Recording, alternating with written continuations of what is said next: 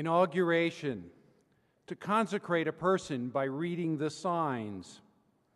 We are gathered from near and far. We've come together in one place. It's a good sign. For this is not merely a tribute for one, but a celebration of all things CC.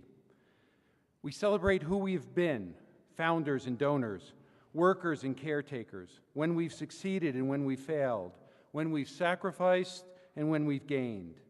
We are grateful to all who have gone before. We celebrate who we are, teachers and scholars, learners and seekers, those we've included and those we've marginalized, those who speak out and those who feel silenced. We are all in this together. We celebrate who we will become: innovators, revolutionaries, healers, visionaries, peacemakers, and bridge builders, those who will create a world not yet imagined, and human beings in all our messiness and perfection. We are hopeful for all that is possible. We are here now in the year 2012. It's a good sign. Our Mayan sisters and brothers call it a time of transformation. Our Lakota relations call for healing of the sacred hoop. Our Hopi elders look toward the coming of a new universe. They speak of this as a sacred time. 4 wise women stand before us: president, dean, chair, and chaplain. It's a good sign. Leaders to help us become our best selves. We've paused for a year of careful listening, taken time for a year to begin healing. What might we envision next? A year of deepening wisdom? A year of engaging justice? Maybe even a year of embodying compassion, or a year of experiencing joy. All is new, all is possible, all lies before us.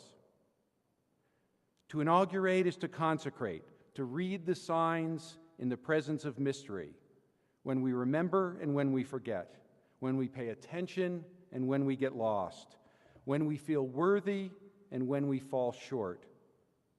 The highest aspirations require the deepest humility. Now at this time, the holy smiles upon us. Now in this place, the sacred shines within us. It's a good sign.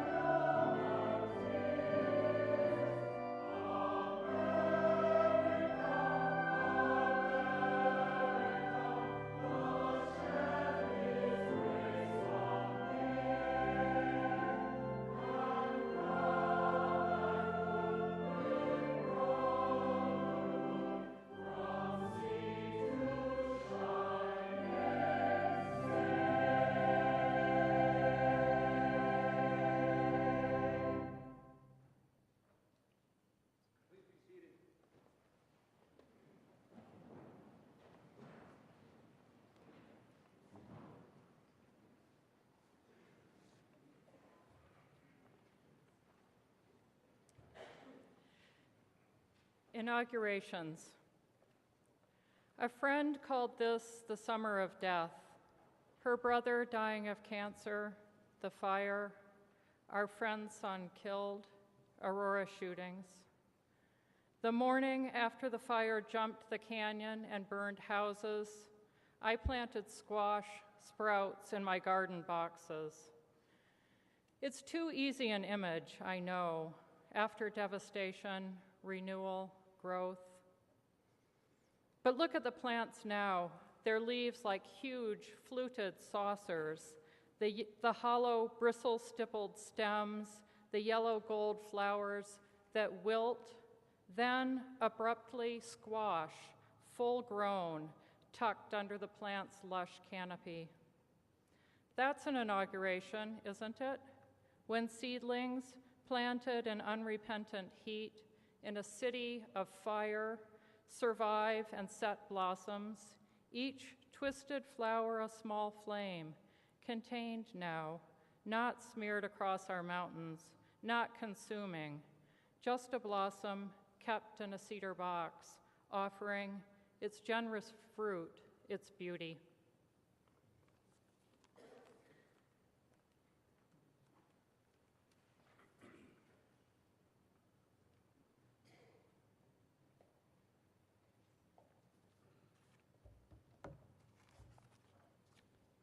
Welcome. Welcome to this occasion marking a very important moment in the history of Colorado College, the inauguration of a president. I offer special welcome to all the members of the Board of Trustees, to Jill Tiefenthaler's family and friends, to all faculty and staff, to all alumni present, with a special welcome to those who are representing their graduating class. To our former CC presidents, Catherine Moorman, Richard Celeste, Thomas Cronin, Michael Grace, class of '63, and Timothy Fuller. To all presidents, chancellors, and vice presidents representing colleges and universities. To the many distinguished delegates representing colleges and universities, learned societies, and professional organizations across the nation who are listed in your program. And to those who are joining me on the platform today who will also be speaking. Diana DeGette, U.S. House of Representatives. Scott Henty, President of the Colorado Springs City Council. Christopher Welna, President of the Associated Colleges of the Midwest. Pamela Shockley, Chancellor, University of Colorado, Colorado Springs. Catherine Moorman, former President of Colorado College and Director of the University Design Consortium, Arizona State University School of Public Affairs. Alan W. Harris, class of '77, and President of the Colorado College Alumni Association. Christy Erdahl, Professor of Psychology and Chair of the Faculty Executive Committee. Weston Taylor, Instructional Technologist and Co-Chair of Staff Council. Nathan H. Lee, Class of 2013, President of the Student Body.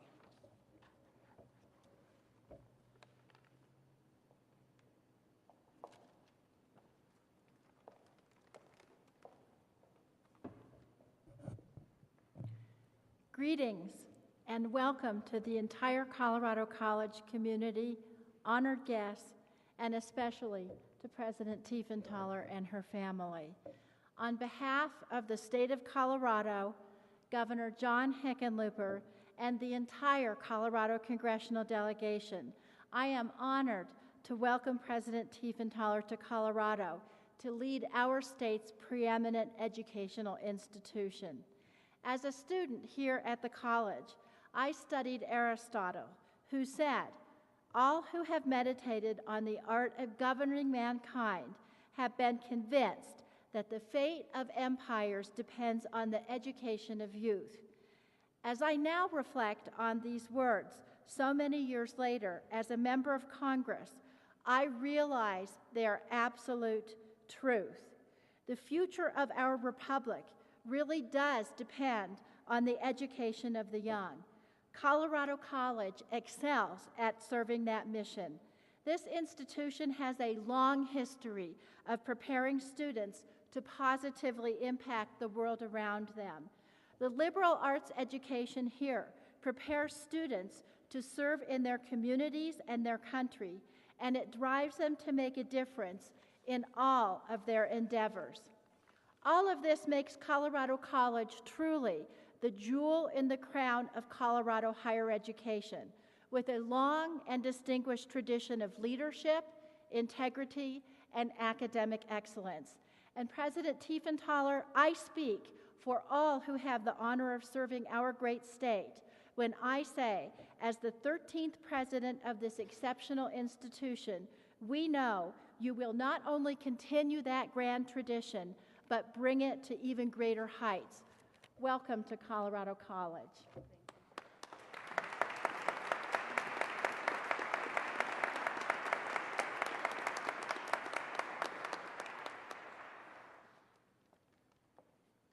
On behalf of the mayor, my fellow colleagues on City Council, and all of the citizens of Colorado Springs, greetings and welcome, especially to those of you who've traveled from afar to this great city.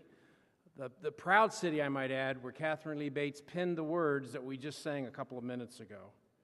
You know, one of the strengths of Colorado Springs is the diversity and the variety of the educational institutions that we have here.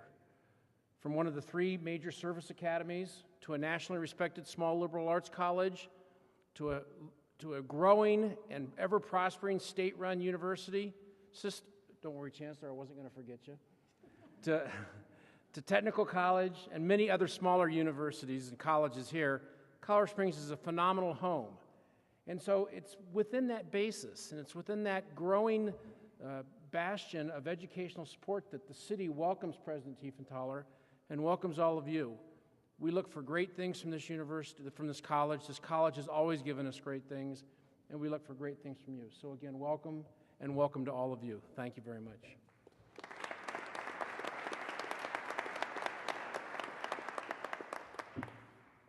Greetings and congratulations, President Tiefenthaler, and congratulations, CC.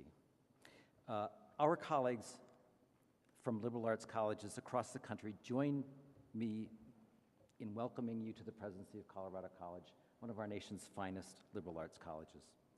As president of the ACM, I'm especially pleased to welcome you. Colorado College is, of course, one of the 14 members that make up the ACM, the Associated Colleges of the Midwest, a region that is sometimes stretched to include areas in the foothills of the Rocky Mountains. This association of selective liberal arts colleges shares a common commitment to excellence in teaching and learning. And in support of these aims, a shared portfolio of jointly owned programs for their students, their faculty, and staff. Today, liberal arts colleges face pressing challenges in many realms: demographic, financial, technological, to name only a few. As the leader of Colorado College, you will need to find opportunities within these challenges to demonstrate the enduring value of residential liberal education in preparing students for life, for meaningful work, and for making contributions to society. The future of liberal learning itself depends in no small measure on your work here in the shadow of the Rockies. Count on us and call on all of us assembled here today and on your colleagues at your sister institutions to help you in this endeavor. I join with everyone here in wishing you resounding success.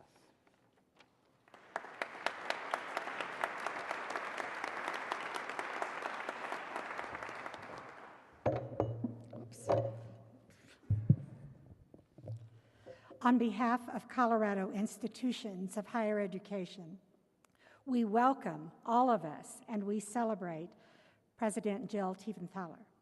We know her to be visionary, inclusive, and collaborative, but we also know her to be resolute in her understanding of and in addressing the issues that are so critical for private education, but also public education in our great nation. We know that she will contribute greatly to Colorado College, but all of Colorado and the nation as well. So it is my distinct privilege on behalf of Colorado higher education institutions to welcome Jill Tiefenthaler.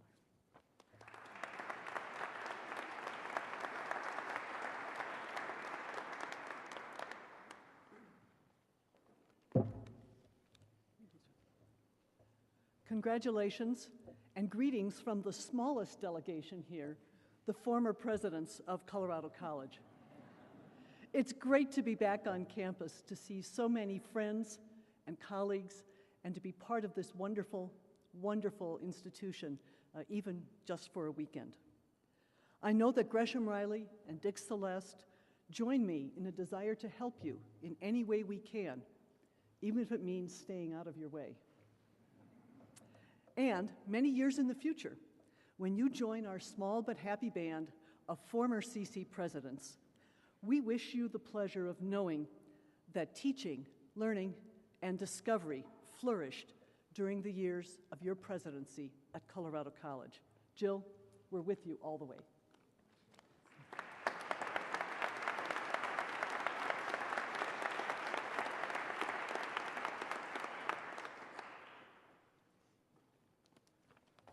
President Tiefenthaler, and I hope my voice holds out as I'm coming down with a sinus infection.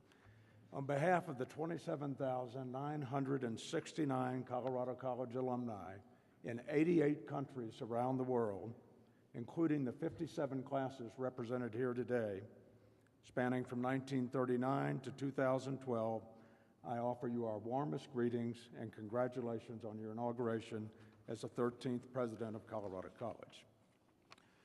The fact that there have been only 13 presidents of Colorado College in its 138-year history is remarkable, and it speaks volumes about how we honor and respect those who hold this office.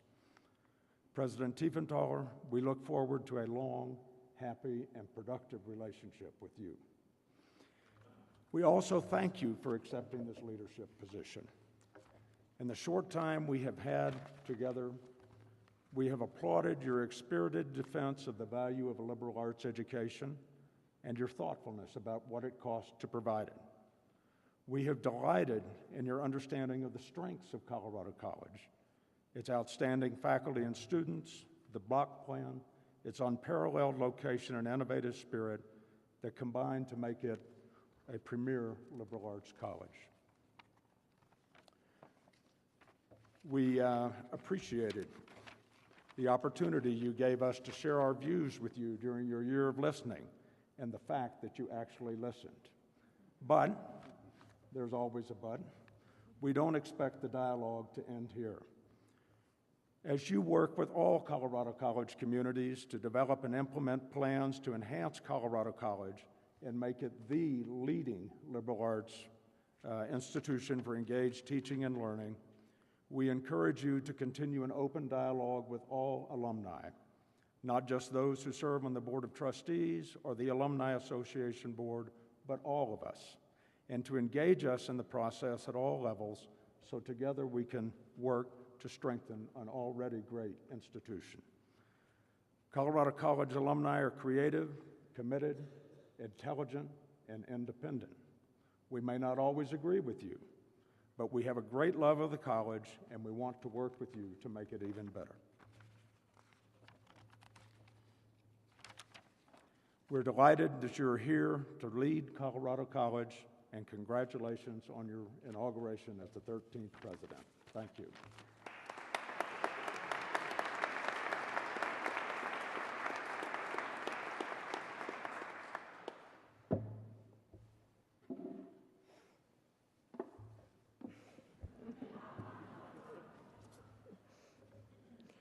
On behalf of the faculty of Colorado College, I would like to welcome you, President Tiefenthaler, to our community of scholars and teachers and learners, with all of us being all of them. As you have seen over the past year, the CC community can be characterized as passionate, rigorous, thoughtful, quirky, innovative, and curious. It is these qualities we have also seen in you, with the possible exception of quirky, so I think we'll have to work on that. Your year on the job has already given us a glimpse into your leadership style, with a year of listening being a very good start. You have heard and recognized our great strengths and will be encouraging us to build upon them. And while noting that we might not want to logo ourselves as a unique intellectual adventure, we in many ways do live up to that moniker. You have also listened and identified where we may not be living up to our full potential. From the mundane, we need a paper shredding policy, to the grandiose, why don't we have a respectable library facility? You have given us a fresh perspective in many areas. Fresh perspective and vision toward the future. Your strategic planning focus on engagement, place, extension, and effectiveness will undoubtedly leave us in a stronger place to weather the storms in higher education, and we understand our obligation to contribute to this vision. President Tiefenthaler, we are delighted you are here. We wish for you the energy of our students, the passion of our faculty, and also some quirky moments in fulfilling your vision and in creating your legacy and ours.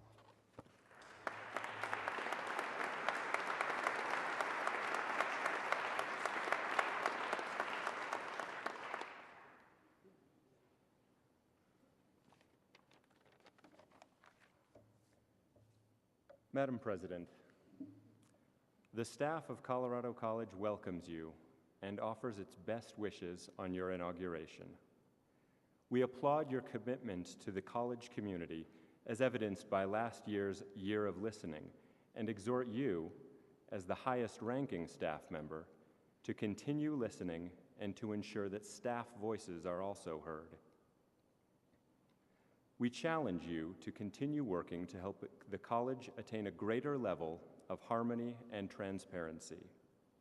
Under your leadership, and as we embark on this year of planning, we look forward to building stronger partnerships together among groups on campus and to making Colorado College the best place to learn, teach, and work for students, faculty, and staff.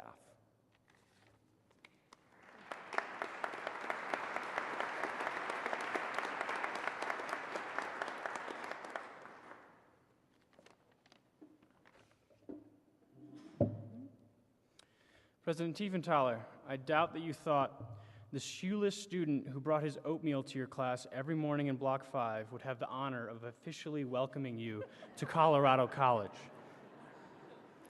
Nevertheless, here I am, and on behalf of the student body, I say thank you for accepting this position and welcome, formally, to Colorado College.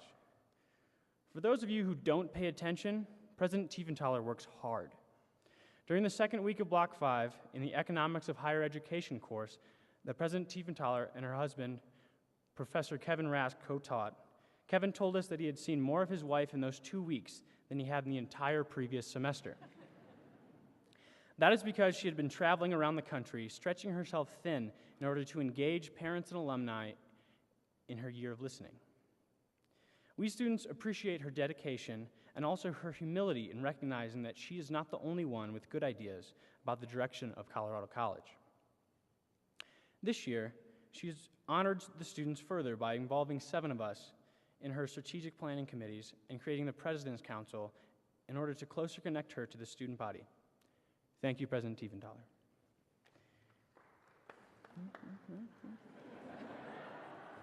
In the words of one of my new friends, this weekend is a party.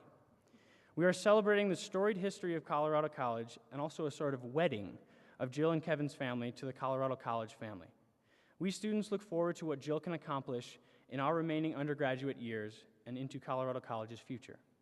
Once more, please join me in welcoming President Jill Tiefenthaler.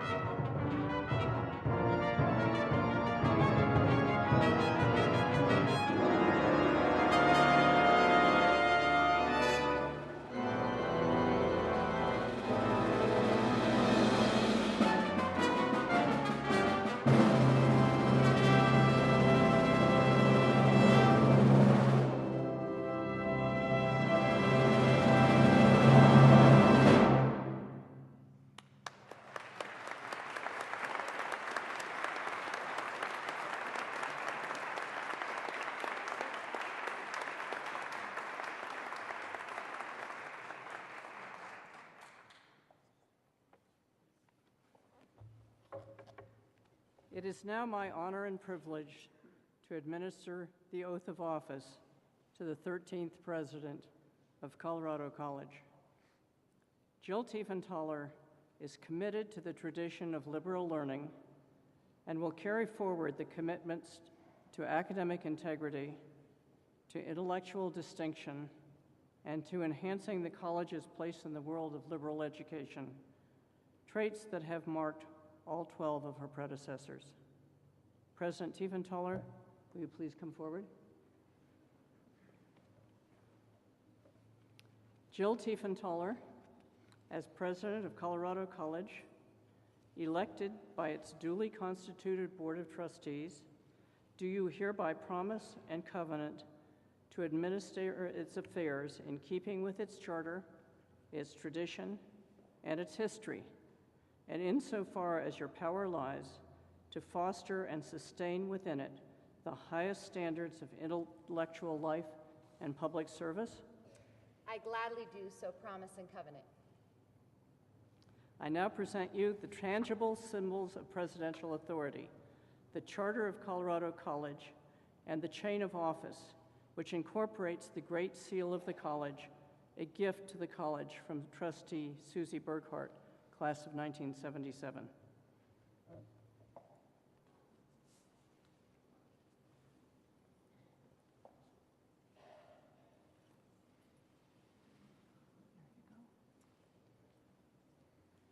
I accept these symbols and the authority they imply in full realization of the responsibilities of this office. Ladies and gentlemen, it is my honor to present to you Jill Tiefenthaler, 13th President of Colorado College.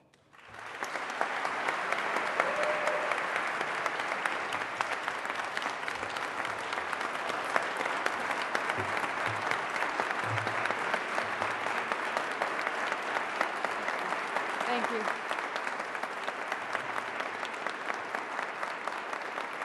Thank you.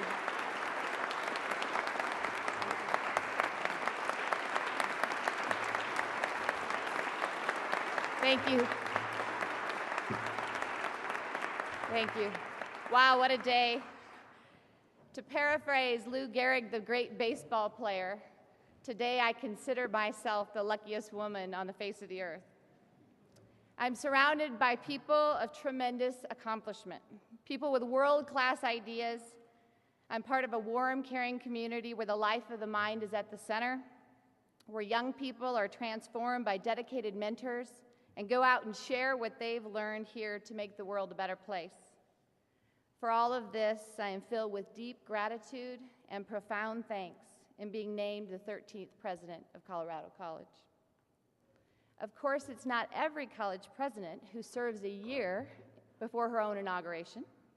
And if I didn't know it before I took office, I know it now. Colorado College marches to its own beat. I've learned a lot over the course of the last year. I've learned that Colorado is absolutely stunning. Over the summer months, I've been blown away again and again during my family's drives, hikes, and rafting trips. And I wish that we could find a way to bottle our mountain views and fresh air, the sunshine, the quiet solitude we find in nature here, the embrace of a community that comes together in times of joy and times of need, and send this bottle to our alumni, students, and parents wherever they are around the world. Before I say more about my new home, let me thank those individuals who made this day possible. Trustee Susie Burkhart and her inauguration committee did a fabulous job of planning this ceremony and the entire weekend of events. Thank you. I also want to thank our colleagues in facilities, campus safety, Bon Appetit, the President's Council, for their extra work on this weekend's activities. I also greatly appreciate all of the lovely greetings offered today, and thank the entire community of CC and Colorado Springs for warmly welcoming me and my family and me. To Professors Jane Hilberry and Ofer Ben-Amatz, thank you so much for your beautiful creative contributions.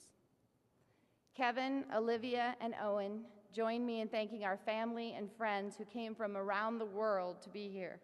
It's so gratifying to have our families here today. Mom and Dad, Martha and Norm, Jen, Tom, Grace, and Lily, John, Alyssa, Ray, and Harry, Kim and Martin, and Colleen and Tim. It's also heartwarming to have friends from my Colgate and Wake Forest days with us on this special occasion. I'm also grateful to those who served as president before me. Catherine Moorman and Dick Celeste are here today, as our interim presidents Tom Cronin, Tim Fuller, and Michael Grace.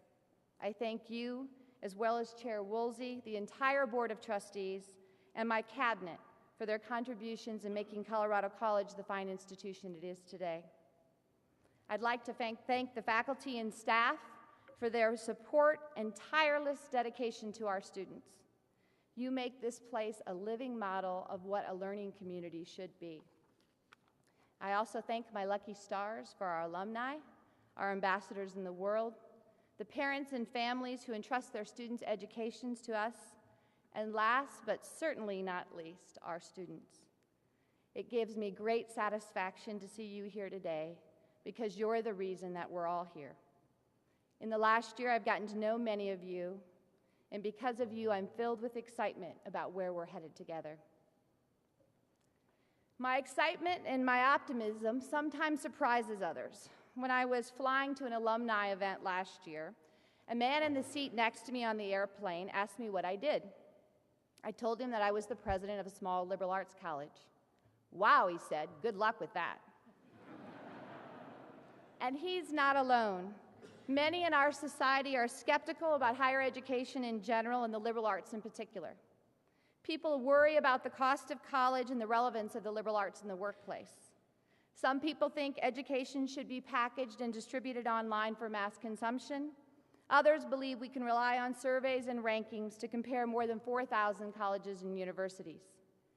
These people don't understand that we're in the business of educating creators of knowledge and innovators, something for which there isn't a consumer checklist. We're not teaching to the test. We don't judge the success of our alumni by their salaries. We're opening minds and hearts so students can see opportunities in the world, focus their energies, and collaborate with others to find new solutions to complex problems. We're preparing them to be more resilient in the face of change, which is the one thing they'll surely face for the rest of their lives. We're helping them discover a deeper appreciation for living things and a passion for life.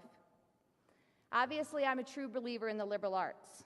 Last year, when I stood in this very place at the announcement of my hire, I told you that I believe in the value of a residential liberal arts education because it changed my life.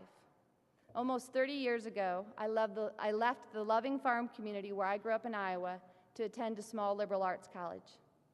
I didn't know it when I arrived, naive and incredibly homesick, but I was beginning the most transformative experience of my life. I heard my first symphony, was captivated by contemporary art, struggled to improve my fluency in Spanish, read great books, enjoyed calculus, and fell in love with my discipline, economics. Most of all, though, I admired my professors. They were my mentors, both caring and challenging. I decided I wanted to be just like them. So I set about forging a life that would allow me to spend the rest of my life in college, and so far, so good. And how lucky I feel today to be at this liberal arts college, to be at Colorado College. My first year at CC was a wonderful learning experience. I gleaned the extent to which this place is not your typical liberal arts college. Quirky. It appeals very strongly to certain kinds of people. During one conversation last year, a staff member joked with me that at CC, every student is a snowflake and every faculty member is an entrepreneur. There's definitely a Western frontier mentality here. People with a strong sense of self-confidence and curiosity want to be here. We are independent thinkers. We want to explore things for ourselves. We are surrounded by nature and want to be challenged by the elements. In the words of Professor of English David Mason, our students have an adventurous spirit, a willingness to try anything, and a serious engagement with art that's bigger than any of us. And when we work together, there has to be a strong reason, because no one is here simply to follow the crowd. As president, I love this ethic of individualism, but I also see the need for it to be grounded in community. In the world today, interdependence is key. The challenges we face are so complex that collaboration and understanding and respect for difference are critical to any successful endeavor. So I think this tension between individualism and interdependence is a healthy one. And I believe that it's a distinctive part of our culture that sets us apart in the world of higher education. This is just one thing I learned about CC. I called my last year my year of listening because I realized that I could begin my work with no better foundation than a deep understanding of what the people who make up this special place see as the strengths, challenges, opportunities, and aspirations that will determine how we move into the future. I spent my first year listening to students, faculty, staff, alumni, parents, and friends. I visited 13 cities, meeting hundreds of alumni and parents, and held dozens of listening sessions here on campus.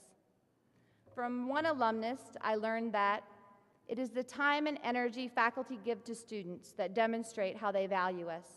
Professors' availability and support for students, both academic and personally, make Colorado College special. And a student, a very special senior, wrote this: I've heard that a liberal arts education is designed to prepare students for every situation they will encounter in their lives. Colorado College presents a broad field of chances to excel and gives each student the resources that she or he needs to explore their passions. This is what makes CC great. I sincerely hope that the college will retain its spirit of individuality and exploration. When I graduate this year, I will leave with confidence and pride. I feel that I know how to question, address, and improve the world I will enter. Since 1970, our defining block plan has exemplified this innovative spirit. It's the same spirit we see in creative team taught courses, blocks abroad, student endeavors like venture grants and block breaks. These learning experiences set our alumni apart as independent-minded leaders in their fields. These kind of living and learning experiences may be supplemented by online education, but never replaced. In fact, residential education is more important than ever as we welcome the new generation of digital natives to our campus. Students who grew up with the internet, cell phones, and instant messaging are looking for a physical space and face-to-face interaction that matches the energy and personal engagement of their virtual spaces. Daryl Tippins, who's provost at Pepperdine University, described this quite eloquently a few weeks ago when he wrote, "If a soul is to be formed, if college is about reflection, exploration, discovery, and self-discovery, then engagement with a mentor or guide in a lively community of learning is essential." These ideas can be seen in the comments of an alum who said, "Much of what I've learned from professors at Colorado College has been through example.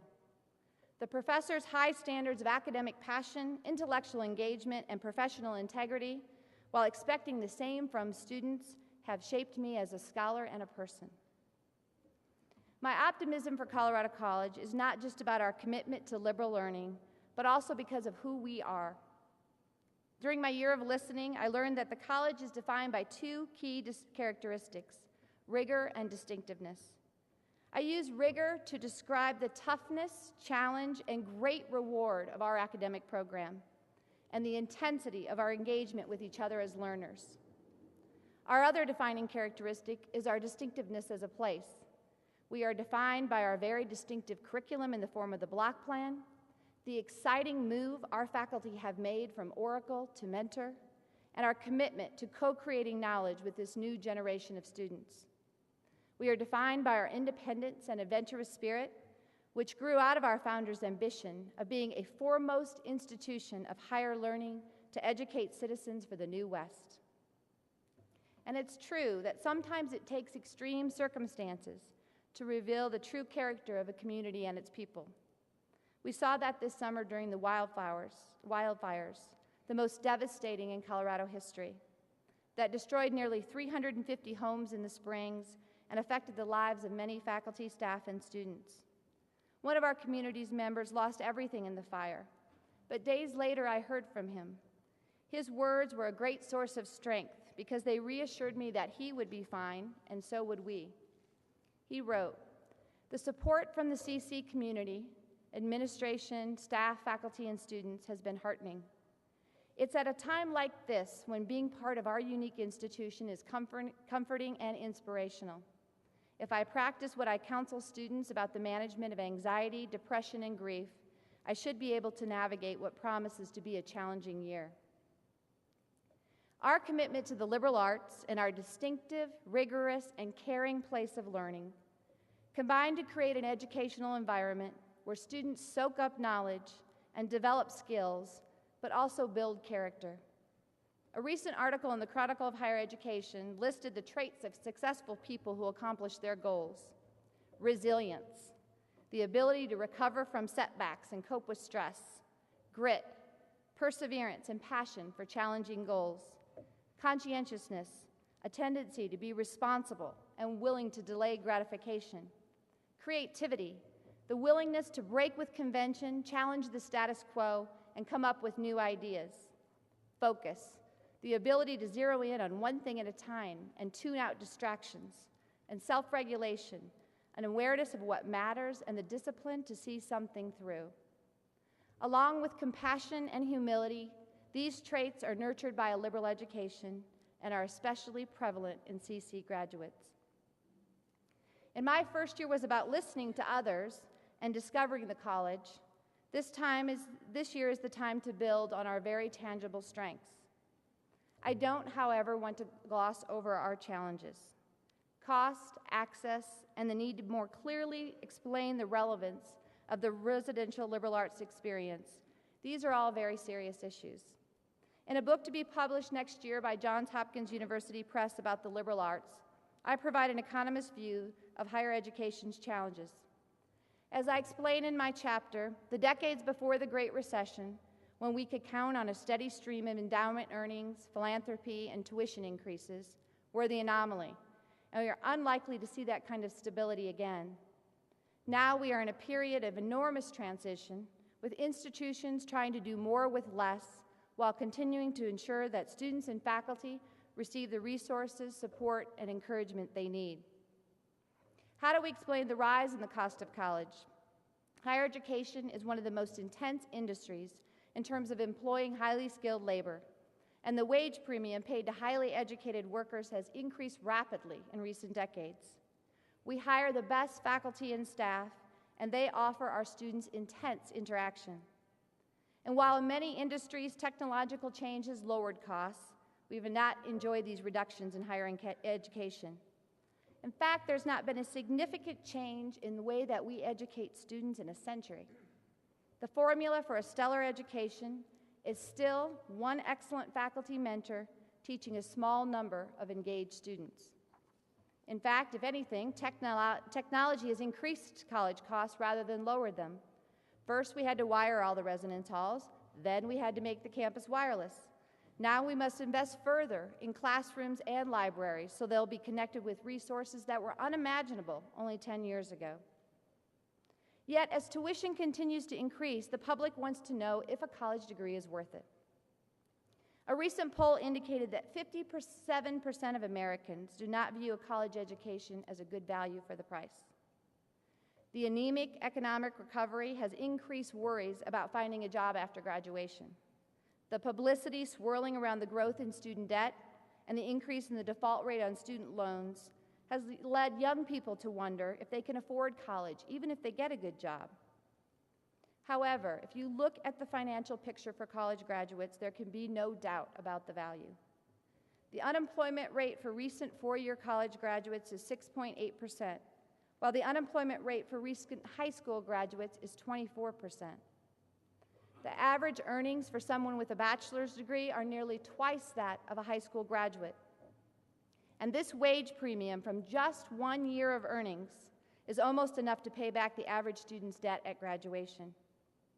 And yet the most important benefits of a college degree, particularly a liberal education, can't be measured in dollars. The benefits of living an examined life, a life of learning, are priceless. Why then are we under more scrutiny about cost and value than ever before? It's a confluence of factors, a perfect storm. Over the past decade, tuition costs have continued to increase, while real family incomes have declined across all income groups. Many families have lost the equity in their homes, an important source of savings and access to credit to pay for college. Yet at the same time that families are finding it challenging to pay for higher education, parents recognize that a college degree is more important to a young person's economic security than ever before. So, how do we lead and thrive in this challenging environment, rather than simply weather the storm? How do we respond to questions about cost, value, access, and relevance? We will continue to steward our resources, tuition revenue, gifts, and endowment earnings to the very best of our ability. Yet there is no silver bullet in terms of reducing costs. As long as we hold to our educational model of one talented faculty member guiding a small number of the brightest students from around the world, our cost structure will not fundamentally change. Our mission of providing the highest quality liberal arts education is costly. In fact, the true cost of a CC education is more than full tuition, more than $10,000 more. So each and every student here is on a scholarship. We can do this and provide additional aid to students who can't afford full tuition because of the generosity of the college past and present alumni, parents, and friends. To sustain that gift to future generations of students, we must continue to build our endowment. Much of my optimism about the liberal arts comes from my firm belief that a liberal education, a CC education, has never been more relevant in terms of preparing young people for work and life. The notion that we're becoming a more diverse society, that the world is flattening out, points to the importance of a learning experience that promotes understanding and respect for different cultures and the value of seeing things from different perspectives. The notion that the future will be even more about collaboration and communication brings home the importance of a nimble mind, comfort with ambiguity, and skill at writing and speaking, all skills developed by the liberal arts. As one of our alumni said at homecoming last year, Colorado College trained me for nothing, but prepared me for everything. It's clear to me that the CC version of a liberal arts education builds the skills and character in our students that will prepare them for the opportunities and challenges they're sure to encounter in life. Yet we can do more to help our students transition from college to the world. Our students today, millennials born between 1982 and 2000, are in many ways further away from the world of work than any previous generation. Why do I say that? Members of this generation of students are less likely than their predecessors to have held a job before they arrive on campus. It's partly because of the unemployment rates for teenagers have increased, and partly because boomer parents have organized wonderful summer experiences for their children that often conflict with work. These students face a sluggish job market, yet they were raised in a relatively affluent time and have high expectations for their futures. We must do more to educate our students and young alumni about their options after college and ease their transition to the world of work by helping them to articulate the relevance of their CC experience. However, we must approach this effort with great care to uphold our tradition of learning for its own sake. As our colleague, Professor Tim Fuller, writes in the foreword to Michael Oakeshoot's The Voice of Liberal Learning, at some point in the educational venture, students need an interval in which they are nearly simply learning school lessons nor looking to their future careers. In this interval is to be found the full flowering of liberal learning and the blossoming of human life. I read an article recently in which the writer used a community garden as a metaphor for higher education. Democratic, shared, expressing unique and local values, and engendering deep loyalties. The role of president has a lot in common with being a gardener. The seeds have already been planted. As Professor Hilberry reminds us with her wonderful poem, plants are bearing fruits and vegetables all around us. I see my job as a charge to nurture things and people and encourage them to grow in soil that stays healthy and strong for years to come.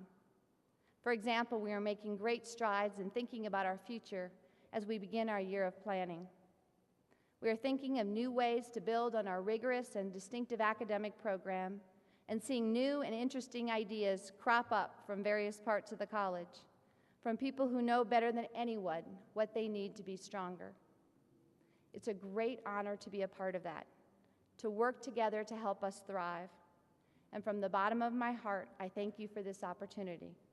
for the confidence in my leadership, for the chance to be a part of this community, for waking up every morning and looking at Pikes Peak. I invite everyone to linger in this garden, enjoy the beautiful sights and smells, and work to improve this incredible place for the next generation of learners and doers to come along. Thank you so much.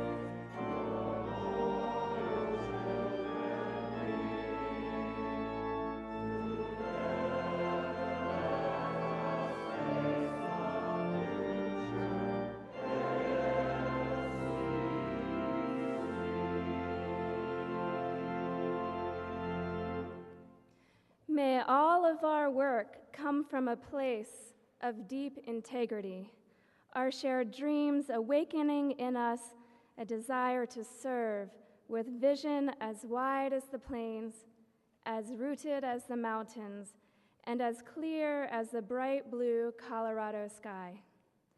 May perspective give us courage to take risks, an imagination to embody change with creative flexibility as wisdom guides our words and actions.